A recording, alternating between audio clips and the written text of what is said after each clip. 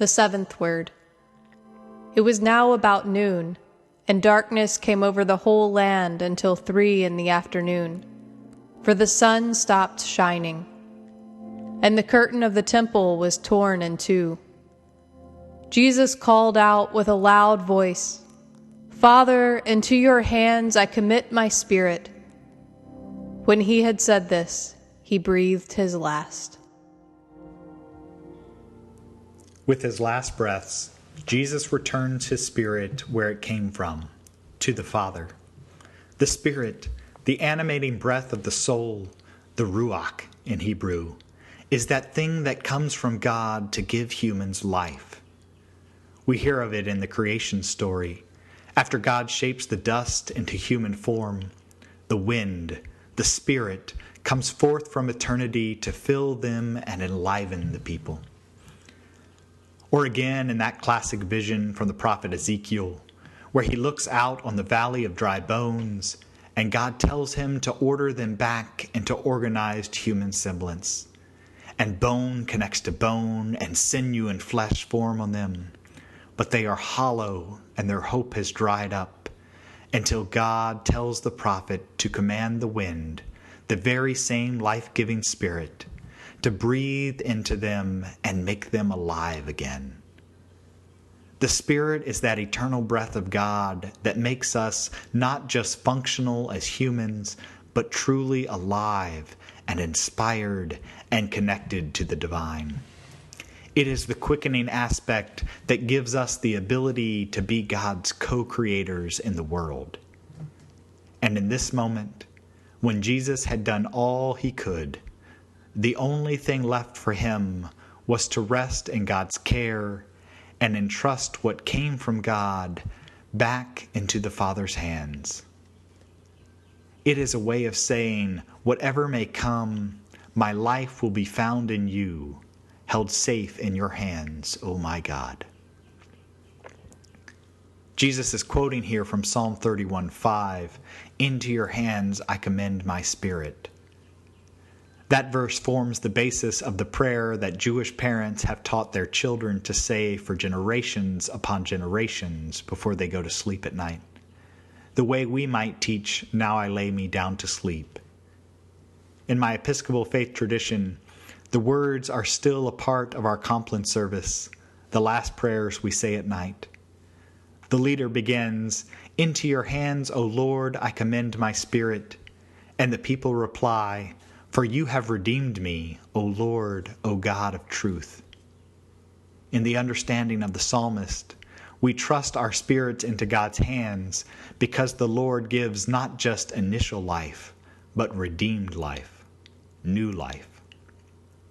It's a kind of acknowledgement that no matter how powerful, how vigilant, how diligent, every human being must rest at some point in utter vulnerability, trusting God to either carry them safely to a new day or carry their spirit home to rest with the eternal Spirit.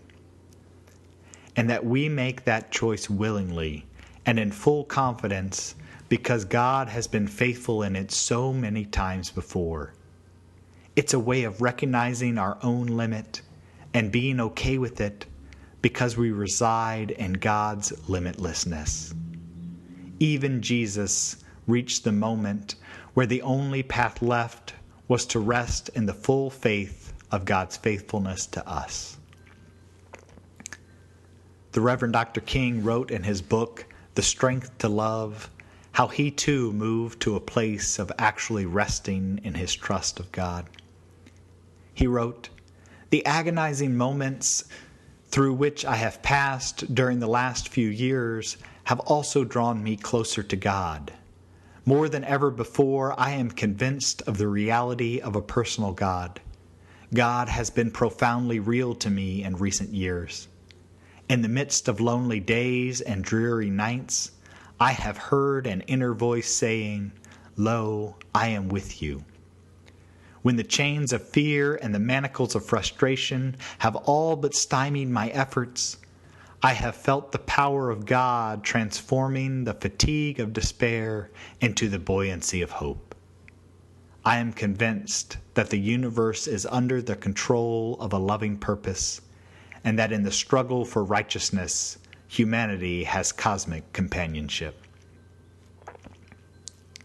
There comes a point for all people when we have done all that we could do, used all the breath God has breathed into us to be co-creators of God's dream, and the only thing left worth doing with our enlivening spirit is to profess our faith that we ultimately rest in God's faithfulness to us and wait for a new day.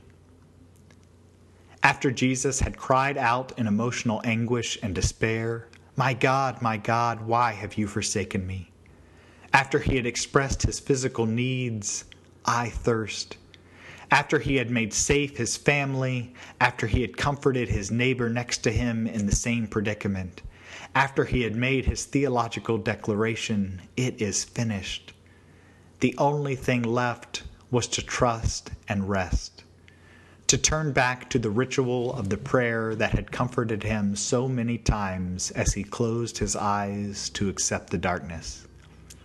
"Into your hands I commend my spirit," and then to be at peace in the faith of that knowledge. Jesus entrusted his spirit to the Father the same way he would have every night, knowing that God would redeem him, would make him new, that when he awoke next, he would begin the 8th day of creation, the recreation of the world as God dreamed it. May we do the same, and trust our spirits to God, that when the dawn comes at the end of this dark night and the new day rises, we may be prepared to participate in the redemption of the world we awake to, and the realization of God's dream among us. Many of us have done all that we could with the strength God has given us, caring for family and neighbors, taking stock of our own needs, lamenting our anguish and despair, proclaiming fervently our theological convictions. Now may we entrust our spirits where they came from. Let God hold them in God's hands and rest in the full faith of God's faithfulness to us. And wait for the dawn. Wait for resurrection. Wait for new life. Wait for Easter to break upon us. Amen.